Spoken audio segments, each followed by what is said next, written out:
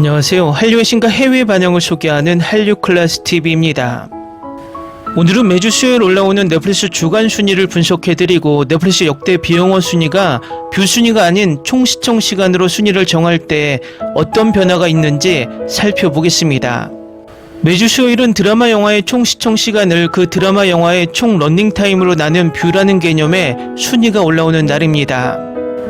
혹자는 이 개념이 그 드라마를 시청자가 얼마나 끝까지 봤는지를 나타내는 지표라고 잘못 알고 있는데 그것은 사실이 아닙니다. 그저 미드가 회차가 짧고 러닝타임은 더 짧기 때문에 전적으로 미드를 순위 상단으로 올리기 위한 꼼수 순위일 뿐입니다. 이번 주 순위를 살펴보면 먼저 영화 순위는 1위가 72시간으로 2주째 1위에 올라있고 주목할 점은 K-POP 데몬헌터스가 59주째 탑10에 머물고 있다는 것입니다.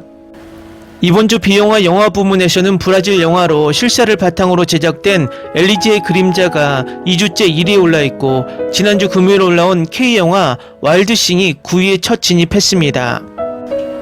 영화 드라마 쇼 부문에서는 다큐멘터리 아이다호 살인사건이 1위에 올라있는데 총 시청시간은 4060만 시청시간, 뷰는 1820만입니다.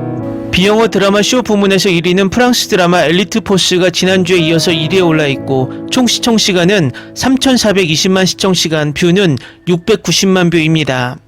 3위에는 K드라마 김부장이 올라있는데 시청시간은 5510만으로 전세계 통합 1위이지만 뷰가 500만이라 비영어 순위 3위에 올라있습니다. 5위는 K드라마 오사카년에, 6위는 동궁, 8위는 참교육, 9위는 아파트가 올라있습니다. 이번 주도 비영어 탑10 순위에 5개의 K드라마가 있습니다.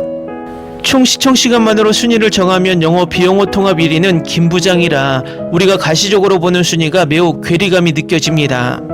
여기서 주목할 점은 바로 참교육입니다. 참교육은 총 누적 시청시간 6억 6200만 시청시간, 6200만 뷰로 넷플릭스 역대 순위 탑10에 올라 있습니다. 또 총 시청시간만으로 보면 역대 6위에 해당합니다. 이 순위는 우리가 그렇게 열광했던 지금 우리 학교는가 더 글로리를 뛰어넘는 순위라는 것입니다. 하지만 참교육은 매번 미드에 밀려서 1일 순위에서 일주일 정도밖에 1위를 하지 못했습니다. 재밌는 비교를 하자면 무려 5주 동안 1위 자리에서 내려오지 않았던 미드 아이를 파인드 유는 역대 영어 9위에 올라 있는데 총 누적 시청시간이 5억 8510만 시청시간입니다. 참교육보다 무려 7천만 시청시간이 적지만 미드 아이를 파인드 유는 5주 연속 1위, 참교육은 불과 일주일 동안 1위가 전부입니다. 미드 아이를 파인드 유가 재미없는 드라마라고 말하는 것이 아니라 두 드라마를 비교할 때 참신성이나 재미면에서는 참교육이 훨씬 뛰어나다는 것입니다. 전세계 시청자 평가도 똑같습니다. IMDb 평점을 비교하면 참교육은 10점 만점에 8.5점, 아이를 파인드 유는 10점 만점에 7.1점이고 미국 시청자가 가장 많이 참여하는 로튼토마토 평점에서는 참교육은 전문가 만족도 90%, 시청자 만족도 95%이지만 아이를 파인드 유는 전문가 만족도 63%, 시청자 만족도 60%입니다. 결국 미국 시청자들도 아이를 파인드 유의 평가는 저의 개인적인 생각과 비슷한 것 같습니다. 그냥 한번 볼만한 드라마이지 역대 9위까지 올라갈 드라마는 절대 아니라는 것입니다. 이유는 그냥 지금까지 나온 미국 범죄 스릴러의 소재, 감옥, 탈출, 음모를 그냥 섞어놓은 클리셰 범벅의 뻔한 스토리라는 것입니다. 그렇다고 반전이 와하고 박수를 칠 만한 것도 아니고 액션이 엄청나게 뛰어난 것도 아니고 K드라마를 흉내내기 위해서 옆에 조연들의 서브 캐릭터를 살리려고 형사 분열을 활용했지만 임팩트는 크지 않았습니다.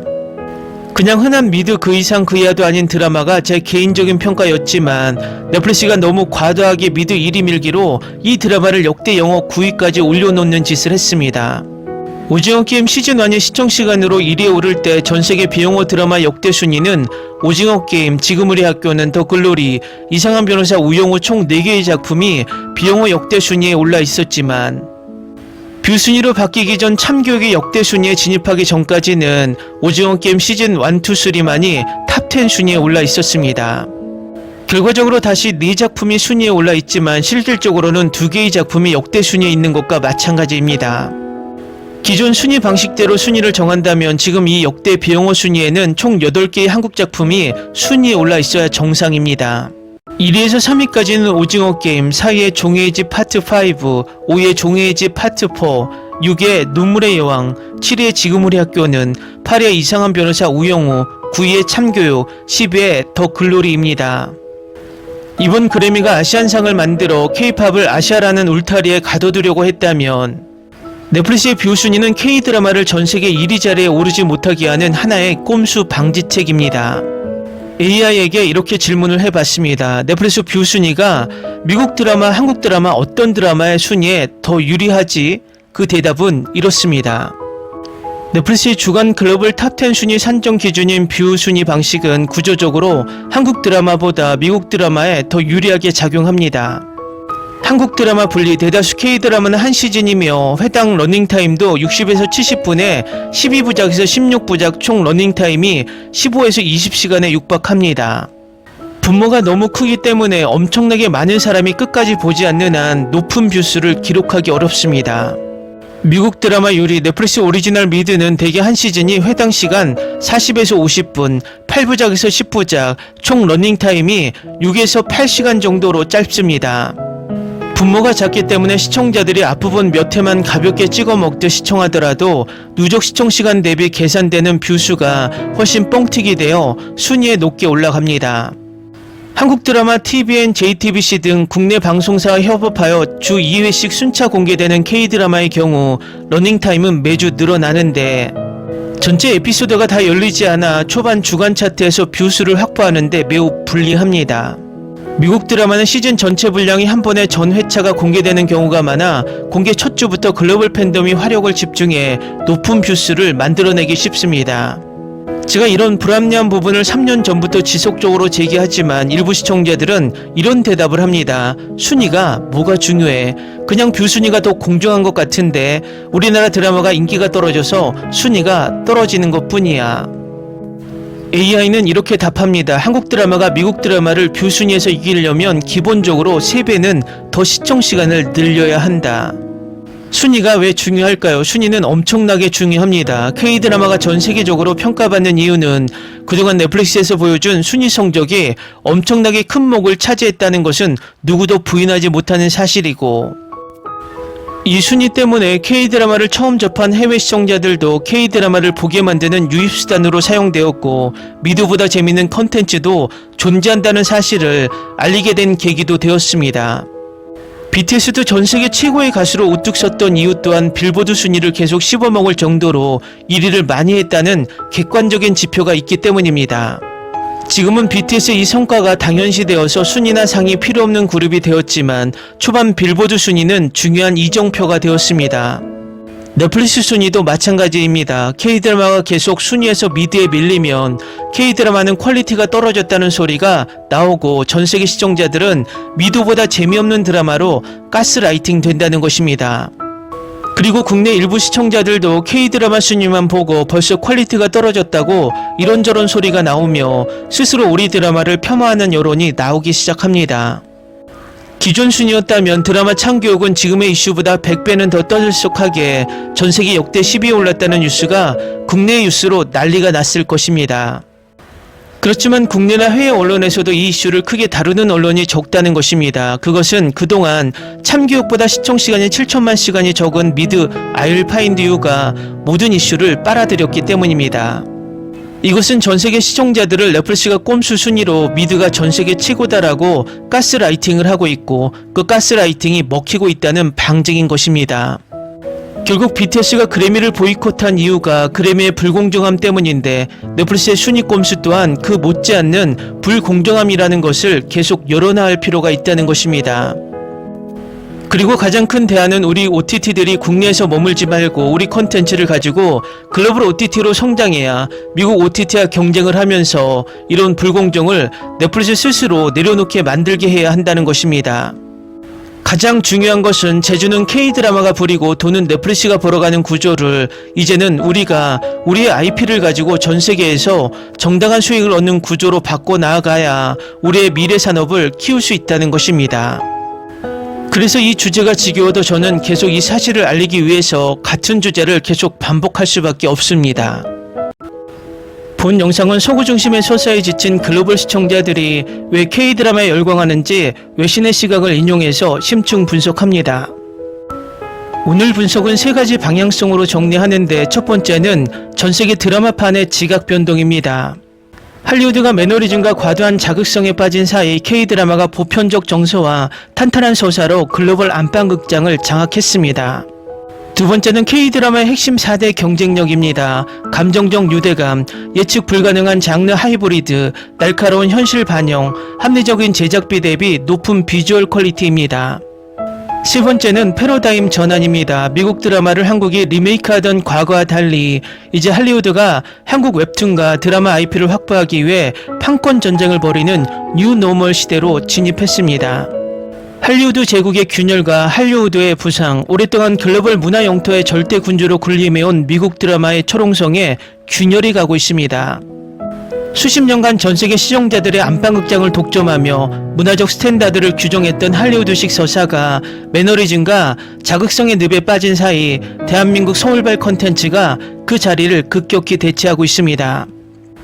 과거 아시아권의 지역적 현상이나 일부 마니아층의 하위 문화로 치부됐던 K-드라마는 이제 넷플릭스, 디즈니 플러스, 애플 TV 플러스 등 글로벌 OTT 플랫폼의 가장 강력한 흥행 보증 수표가 되었습니다.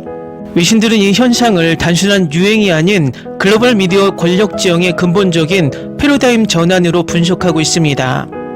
미국 드라마가 막대한 자본력에도 불구하고 서사의 한계를 드러내는 동안 K-드라마는 독창적인 스토리텔링과 날카로운 사회적 메시지 그리고 보편적 인간미를 무기로 전세계 시청자들의 마음을 훔치는 데 성공했습니다.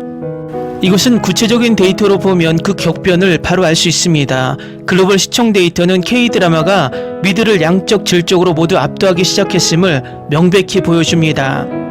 2021년에서 2025년까지 글로벌 OTT 플랫폼 내 비영어권 콘텐츠 시청 시간 및 점유율 추이를 살펴보면 2021년에 한국 콘텐츠 전세계 점유율 약 42%에서 2025년에는 약 62%로 매년 수직 상승하고 있음을 알 수 있습니다.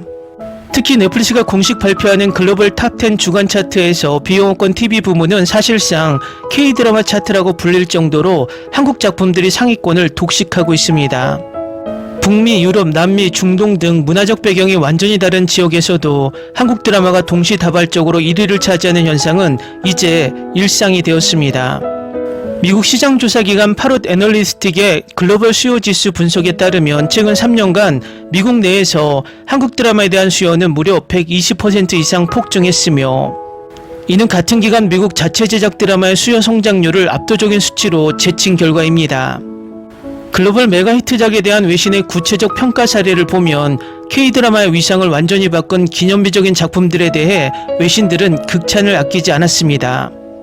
먼저 오징어 게임 시리즈의 평을 보면 미국 연예 매체 롤링스톤은 할리우드가 수년 동안 잊고 있었던 서사의 긴장감과 인간 존엄성에 대한 질문을 완벽하게 부활시켰다. 이 드라마는 단순한 서바이벌 스릴러가 아니라 현대 신자유주의 사회의 잔혹함을 폭로하는 가장 정교한 우화다라고 평가했고 프랑스 대표 매체 르몽드지는 오징어 게임은 서구 문화가 독점해온 글로벌 대중문화의 중심축을 아시아로 옮겨왔다.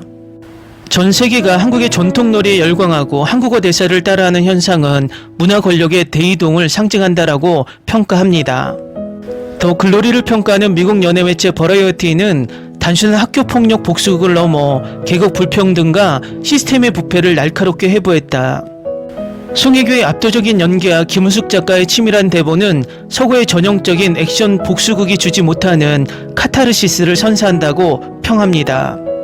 이상한 변호사 우영우를 평가하는 영국 가디언지는 자선과 동정의 시선으로 장애를 다루던 서구 미디어의 한계를 뛰어넘었다. 우영우라는 캐릭터는 전세계 시청자들에게 치유와 동시에 사회적 편견을 깨부수는 강력한 메시지를 전달했다라고 평가합니다. 최근 인기인 넷플릭스 동궁을 평가하는 미국 타임지는 한국적 미장센과 다크 판타지를 결합하여 독창적인 동양풍 오컬트 세계관을 구현했다는 평을 하며 또한 강렬한 색감 대비를 통한 우아한 영상미와 주연 배우들의 압도적인 연기가 극의 몰입도를 높였다라고 덧붙입니다. 또 최근 넷플릭스 비영어 순위 역대 10위에 오른 참교육을 비평하는 블룸버그는 넷플릭스 참교육이 전세계적인 공교육 붕괴와 교권 실추라는 보편적인 위기를 다뤄 큰 공감대를 형성했다고 분석했습니다. 다음은 미국 레딧 게시판에 왜 한국 드라마가 미국 드라마보다 재미있나라는 게시글이 올라왔는데 그 게시글에 달린 미국 영어권 네티즌 반응입니다. 미국 남편을 한국 드라마에 빠지게 했고 미국 드라마와 뭐가 다른지 물었더니 그냥 K드라마에는 마음이 있어 라고 했어요. 동의합니다. 마음과 영혼, 훌륭한 각본가 배우들. 제 약혼자도 같은 말을 했어요. K드라마는 감정과 함께 앉아있게 해줍니다. 많은 미국 드라마나 영화들이 진지한 순간을 유머로 약화시키기 때문에 마블 영화라는 고정관념이 생겼습니다. 진짜 정확한 말이야. 미국 드라마는 너무 이성적이고 차갑게 느껴지거든.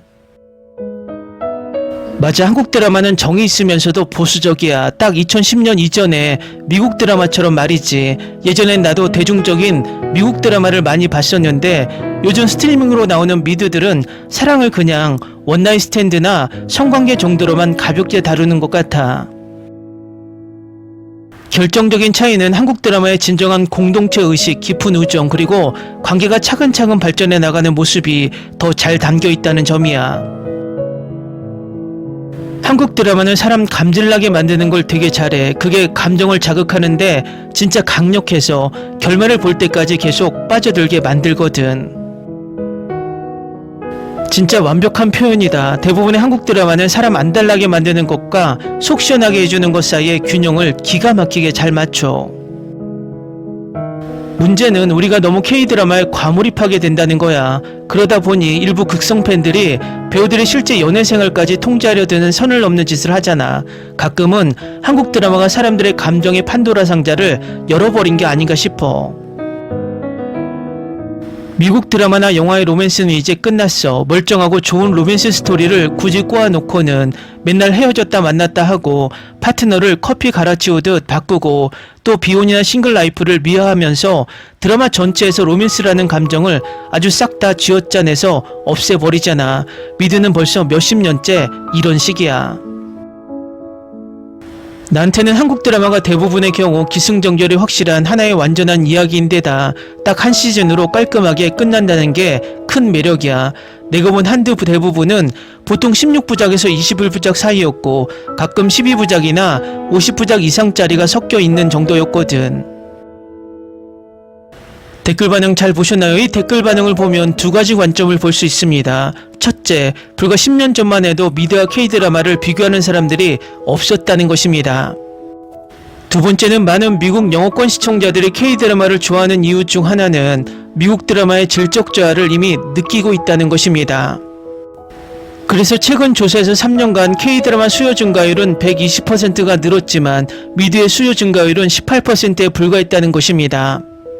앞으로 이 부분의 차이가 더 커질수록 미드와 K드라마의 격차는 점점 더 벌어질 것으로 생각이 듭니다. 오늘 앞서 두 개의 영상으로 미국 넷플릭스의 불공정함과 K드라마가 이미 미드의 영향력을 넘어서고 있다는 소식을 전해드렸습니다. 아마도 이 K드라마는 디즈니 플러스에게 넷플릭스를 넘어설 수 있게 할 유일한 기회였을 것입니다. 하지만 디즈니 플러스는 이 드라마를 여러 OTT로 쪼개기 방법으로 전세계 시청시간도 잡히지 않을 정도로 엉망으로 방영을 하며 스스로 이슈를 시켜버렸습니다. 이 드라마는 디즈니 플러스가 오리지널로 제작한 스타워즈 스핀오프 시리즈 아소카 방영 시기가 겹치면서 아소카 시청률에 영향을 미칠까봐 디즈니 플러스가 이 드라마의 전세계 흥행을 온전히 이어가지 못했습니다.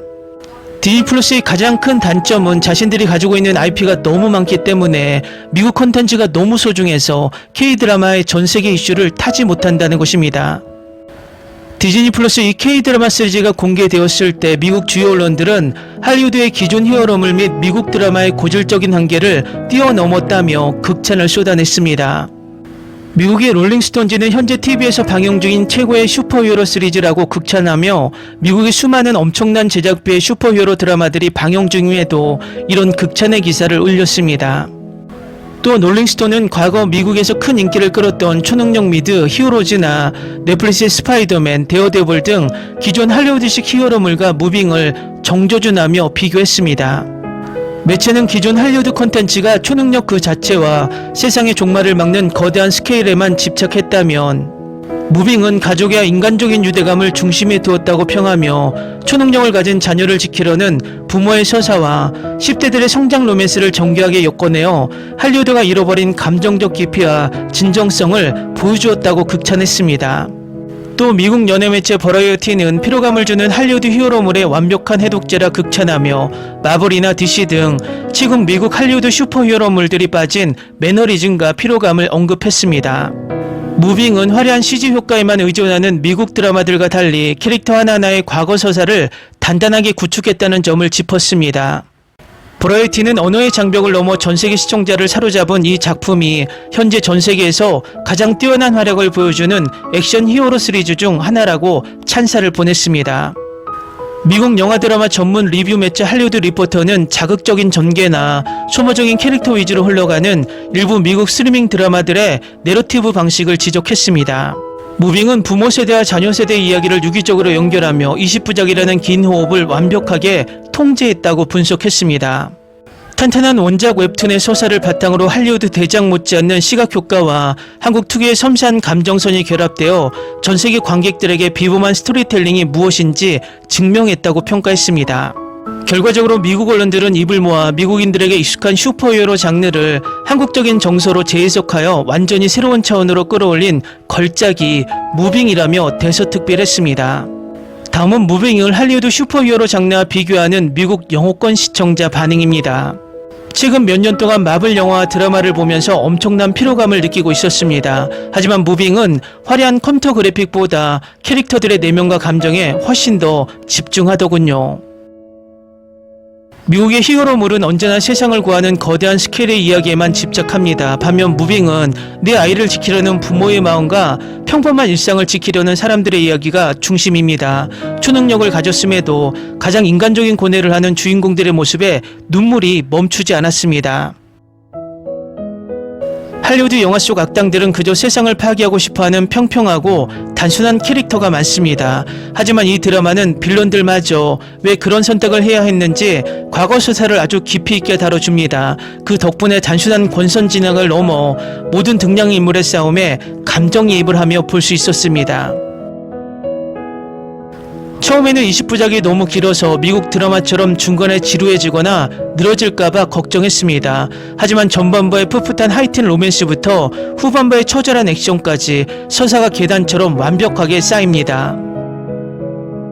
할리우드의 수많은 스트리밍 드라마 제작자들이 이 완벽한 호흡의 극본을 보고 배워야 합니다. 내가 가장 좋아하던 히어로 미드는 넷플릭스의 데어데블이었는데 이제 무빙이 내 인생 1위가 되었습니다. 구룡포의 뒷골목 액션 시퀀스는 할리우드 대작 영화들과 비교해도 전혀 뒤지지 않습니다.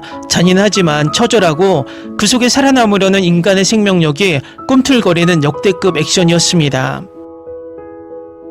하늘을 날고 상처가 치유되는 엄청난 능력을 가졌는데도 그들이 원하는 건 그저 치킨집을 하거나 평범하게 사는 것입니다. 자신의 능력을 과시하며 대중의 인기를 얻으려는 할리우드 영웅들과는 본질적으로 결이 다릅니다. 가장 비범한 능력을 가진 사람들이 가장 평범하게 살아가려는 모순이 이 드라마를 특별하게 만듭니다. 과거 미국에서 데이트를 쳤던 드라마 히어로즈의 아주 완벽하고 성숙한 업그레이드 버전을 보는 것 같습니다. 초능력자들이 정부의 비밀기관에 이용당하고 숨어 살아야 하는 설정이 훨씬 더 촘촘하고 현실적으로 와닿습니다. 스토리의 개연성과 캐릭터들의 감정선이 히어로즈 시즌1의 전성기 시절보다 훨씬 뛰어납니다. 할리우드 히어로물은 배우들이 타이즈를 입고 초록색 스크린 앞에서 어색하게 연기하는 경우가 많습니다. 반면 유승용, 한효주, 조인성 등 한국 배우들의 눈빛 연기는 화면을 뚫고 나올 정도로 엄청난 흡입력이 있습니다. 초능력이라는 비현실적인 소재를 완벽한 연기력으로 현실처럼 믿게 만드는 힘이 대단합니다. 요즘 마블은 멀티버스를 남발하면서 세계관이 너무 복잡해지고 관객들에게 공부를 강요하는 느낌입니다. 하지만 무빙은 복잡한 다중우주 없이도 남과 북의 대치라는 현실적인 배경 속에서 팽팽한 긴장감을 유지합니다. 진정한 몰입감은 마블 속 거대한 세계관이 아니라 웰메이드 대본과 연출에서 나온다는 것을 새삼 깨달았습니다. 할리우드는 수천억의 제작비를 들여 우주를 날아다니는 화려한 CG를 보여주지만 감흥이 없을 때가 많습니다. 무빙은 오히려 가공되지 않는 듯한 투박하고 처절한 날것의 육탄전을 보여주는데 그 타격감이 엄청납니다. 돈을 무지막지하게 바른 그래픽보다 탄탄한 안무와 기획이 담긴 액션이 훨씬 멋지다는 걸 증명했습니다. 댓글 반응 잘 보셨나요? 디즈니 플러스는 이 드라마의 시즌2를 이미 계획하고 제작에 착수했는데 엄청난 투자금을 들여 드라마를 제작해도 방영 행태를 고치지 않는 한 시즌1과 똑같이 스스로 이슈를 죽이게 될 것입니다. 제발 시즌2 때는 단일 OTT로 방영해서 이 걸작 K-드라마가 손해보지 않도록 하길 바랍니다. 재밌게 잘 보셨나요? 여러분의 구독, 좋아요, 댓글, 알림 설정은 영상 제작에 큰 힘이 됩니다. 이 영상을 보신 모든 분들 항상 대박 나시고 행복하시길 바랍니다.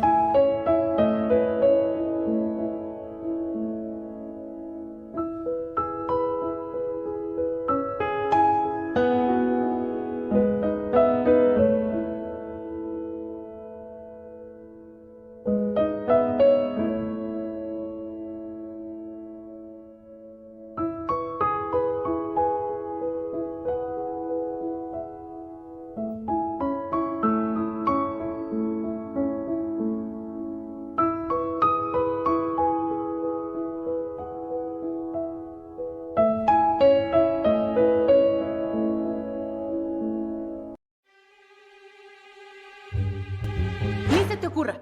Olvida el ganso y los tomates. No hables de las ballenas. No es un acuario. No actúes como tonta. Sé que eras una genio. ¿Sí?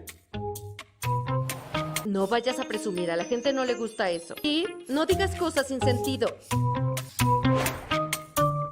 Y bueno, ¿terminamos? Hasta pronto. Abogada, tengo mucha curiosidad por conocerla.